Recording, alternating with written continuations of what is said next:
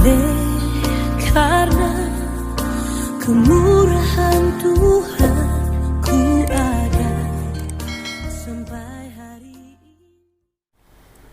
Dalam nama Bapa dan Putra dan Roh Kudus. Amin. Shalom Aleichem. Berjumpa lagi dengan saya pada perenungan hari ini, tanggal 17 November 2020. Sadari dosa kita dan bertobatlah. Bacaan liturgi hari ini diambil dari kitab Wahyu 3 ayat 1 sampai dengan 6, dilanjutkan ayat 14 sampai dengan 22. Dan Injil Lukas 16 ayat 1 sampai dengan 10.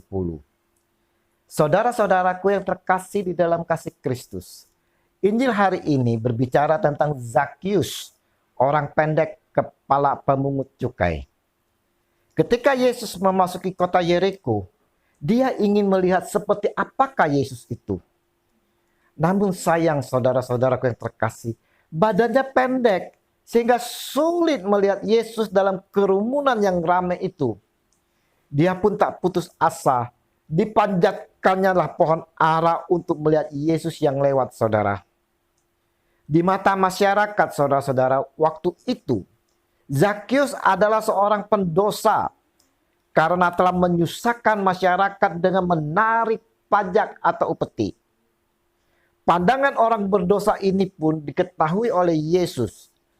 Karena saudara, dia Tuhan yang maha tahu akan apa yang dilakukan Zakheus. Dan dia yang Tuhan maha tahu juga tahu apa yang dilakukan oleh kita semua. Ketika Yesus sampai ke tempat itu, saudara-saudara, ia melihat ke atas dan berkata, "Zakheus, segeralah turun. Sebab hari ini aku harus menumpang di rumahmu." Lukas 19 ayat 5. Mengapa Yesus mau menumpang di rumah pendosa, saudara-saudara? Allah membenci dosa, saudara, tetapi mengasihi pendosa. Kepada orang-orang berdosa yang sebenarnya binasa, ia justru menyatakan kasih-Nya. Alkitab berkata, karena begitu besar kasih Allah akan dunia ini, sehingga ia telah mengaruniakan anaknya yang tunggal, supaya setiap orang yang percaya kepadanya tidak binasa, melainkan beroleh hidup yang kekal. Yohanes 3 ayat 16. Alkitab juga menyatakan, saudara-saudara, akan tetapi Allah menunjukkan kasih-Nya kepada kita oleh karena Kristus telah mati untuk kita ketika kita masih berdosa. Roma 5 ayat 8.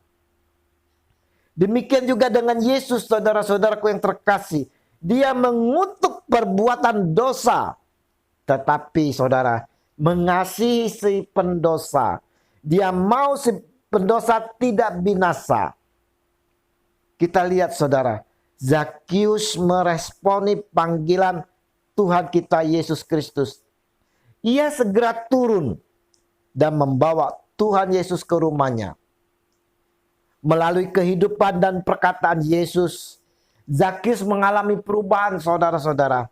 Ia tidak hanya membuka pintu rumahnya bagi Tuhan, tetapi juga pintu hatinya.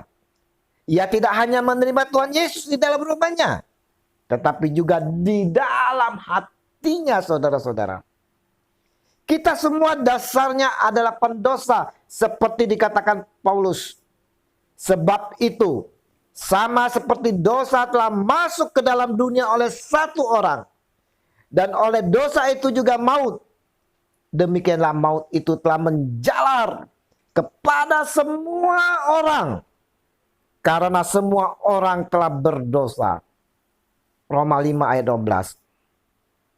Adakah di antara kita yang berani mengklaim dirinya sebagai orang yang benar, saleh, tidak bercacat dan tidak berdosa? Firman Tuhan di atas, saudara-saudara, telah menegaskan bahwa semua orang telah berbuat dosa.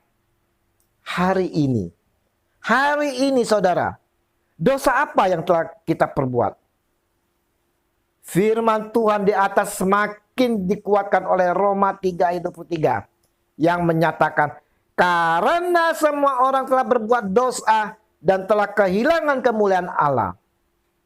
Lalu pada Mazmur 14 ayat 3, mereka semua telah menyeleweng, semuanya telah bejat, tidak ada yang berbuat baik, seorang pun tidak. Nah, saudara-saudaraku yang terkasih, maukah kita hari ini membuka hati kita seperti Zakius? Maukah kita mengundang Yesus Tuhan masuk ke dalam hati kita? Mari saudara-saudaraku yang terkasih, dengan renungan hari ini, kita mau menyadari atas keberdosaan kita.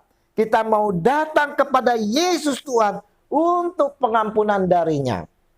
Kita mau bertobat seperti Zakius. Biarlah kita boleh memperoleh keselamatan juga seisi rumah kita.